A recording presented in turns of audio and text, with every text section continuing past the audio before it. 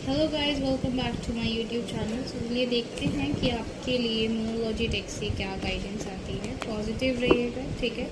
ये short and sweet reading है, तो जितना मैसेज रेजोनेट हो उतना लीजिए, बाकी को जाने दीजिए। चलिए देखते हैं। So we got 2 cards here. Two, yes. सो पहला है show the world the real you, full moon in Aquarius. तो आपको बोला जा रहा है कि जो आपका रियल सेल्फ है, जो आपकी रियल पर्सनालिटी है ना, उस पर्सनालिटी को बाहर लेके आओ और दुनिया को दिखाओ। क्या फ़ायदा खुद की रियल पर्सनालिटी को, खुद की रियल एक आइडेंटिटी को छुपाने का।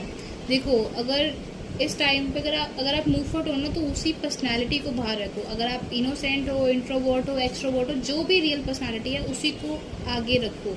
You don't need to hide yourself or your feelings or your personality. Okay. यहाँ पे सेकंड कार्ड है a new romantic cycles begin. तो आप लोगों की लाइफ में कोई नया पर्सन आ रहा है, कोई लव लाइफ में आपकी तरफ कोई प्रपोजल आ रहा है, ठीक है। न्यू मून इन लिब्रा का कार्ड है ये।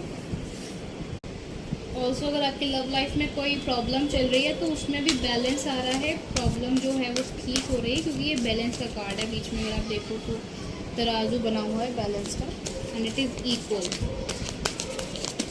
Okay, we got 2 cards, 3 cards. Okay, तो सबसे पहले यहाँ पे कार्ड आया है the energy is gaining momentum waxing moon. So आपको बोला जा रहा है कि आपकी जो लाइफ में ना एक स्पीड आने जा रही है। जो चीज़ें धीरे धीरे धीरे धीरे चल रही थी ना, उनमें अब एक स्पीड आएगी और वो चीज़ें स्पीड में होंगी अब, ठीक है। जो बहुत टाइम से चीज़ें स्टक थी, जिनका कोई सोल्यूशन नहीं मिल रहा था या उनका कोई रास्ता ही नहीं मिल रहा था, तो वो मुझे यहाँ पे बहुत जल्दी क्लियर होती नज़र आ रही हैं, ठीक है। यहाँ पे कार्ड है adjustments are required, third quarter moon and meditate in contemplate new moon in Pisces. आपको बोला जा रहा है कि जितना हो सके ना मेडिटेशन करो एंड चीज़ों को समझने की कोशिश करो, ठीक है।